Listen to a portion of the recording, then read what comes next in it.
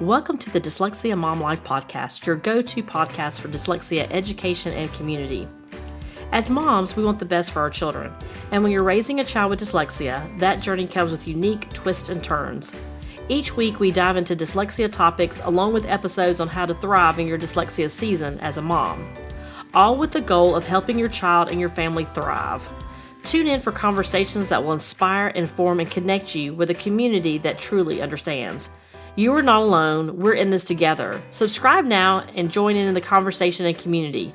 You got this. Welcome to Dyslexia Mom Life, the podcast where we tackle the real and raw aspects of motherhood and raising children with dyslexia.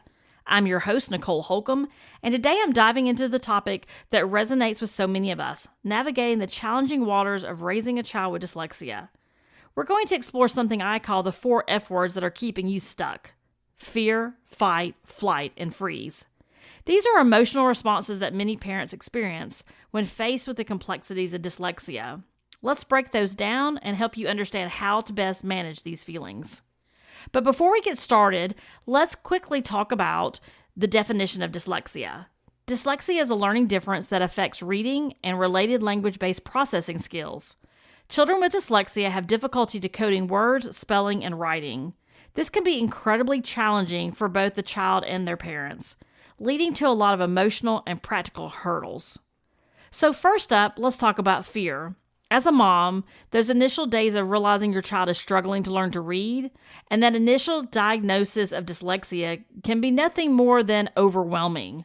You might fear for your child's future, worry about their self-esteem, or stress about the academic and social challenges they face. Lots of worries for sure.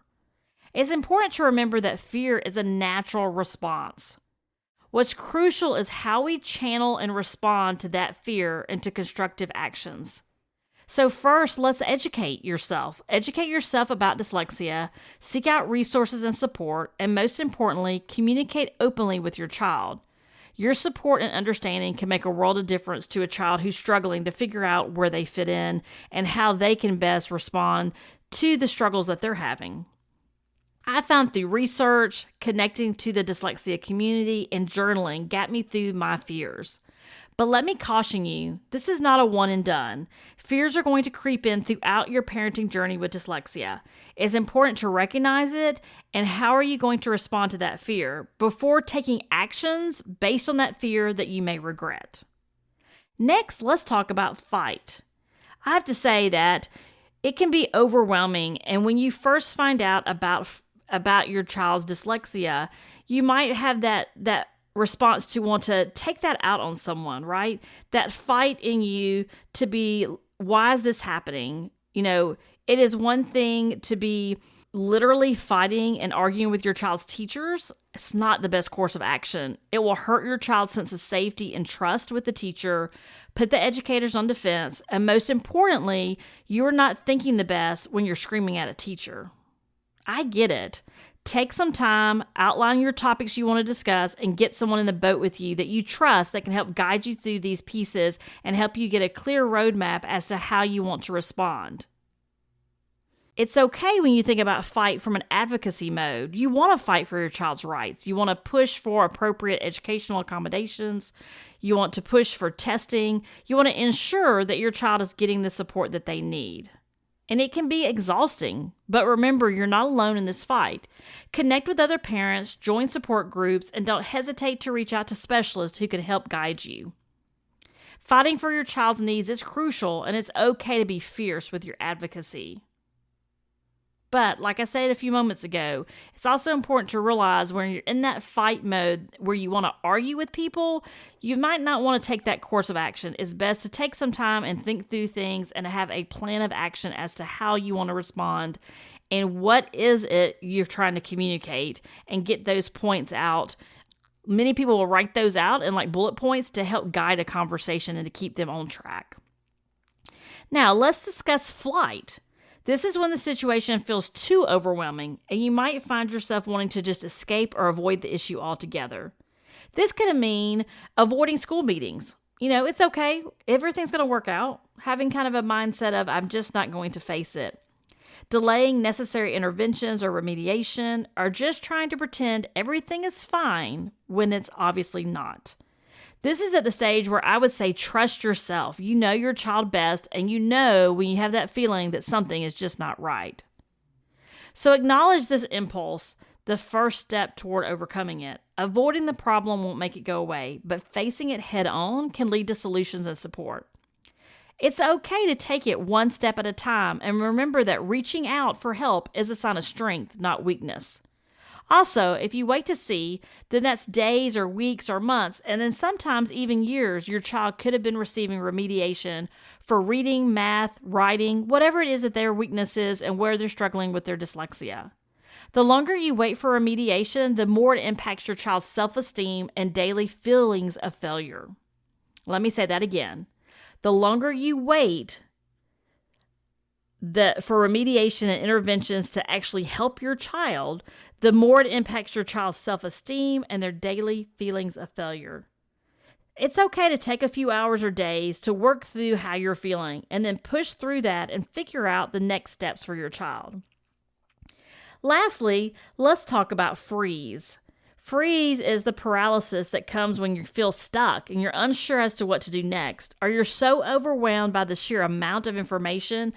Let me say, this is so easy to do. When you start looking through all the available information, especially on the internet, as it relates to dyslexia, if you get in Facebook groups, there's a ton of knowledge out there, and there's decisions that you have to make. And so it seems like almost like an avalanche, if you will, of information just flooding you. And it's because it is. So you can get stuck in that freeze place of, okay, I just can't do anything. And you just freeze because it's just the sheer amount of it is overwhelming. And I get it. I do. That is one of the reasons I started this podcast, is because I felt like people needed things, one, in a more positive light, but two, also from a perspective of these are your options, this is the information, and really trying to break that down into more practical pieces for you so you don't feel so overwhelmed. And just remember, as you're listening to others, whether they're in your community, whether they're in our Facebook community or another community, just always be cautious because not everybody's walking the same road. Actually, no one's walking the same path as you. Your path and your child's path is unique. So there could be some great pieces and all the resources on dyslexia. I would just say, really think through where is this information coming from? What is the credibility?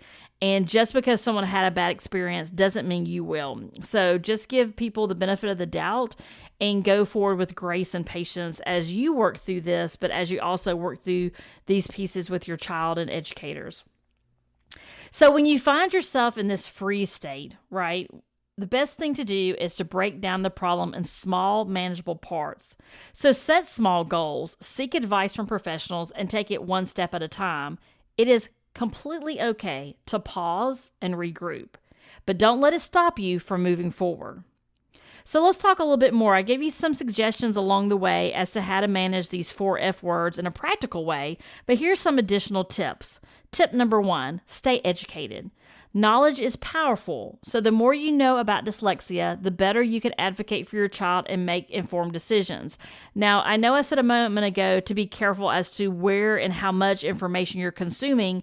Just be knowledgeable about the credibility. Like when you're reading articles, where are those articles coming from? And so we're very purposeful in the podcast about what we share and who we're sharing. I guess as far as who we share, no, let me go back.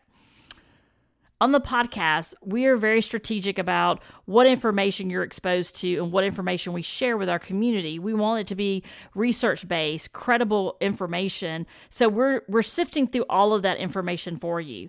So if you want to learn more about what we have to share, then subscribe to the podcast. Go back into our podcast history and our library and look, there are lots of resources out there, lots of interviews with individuals who are experts in these areas. So look through, see what pieces you might be the most interested in. You can also subscribe to the weekly newsletter at dyslexiamomlife.com. There's a link at the top of the website for you to subscribe to the newsletter, which will be providing out updates on our podcast, tips for parents, and just more dyslexia education.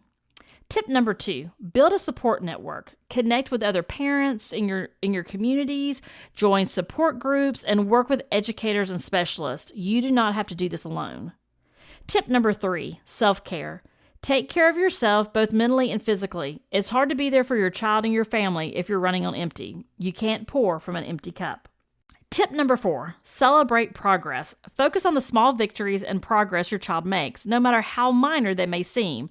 It makes a difference how your child sees themselves, and it also moves some of that focus away from reading to other areas of your child's life where they have strengths. So we're not talking about just celebrating victories and progress with reading, but the whole child. What is your child doing that they're proud of? That self-esteem, the longer your child goes without remediation, the more a hit to their self-esteem.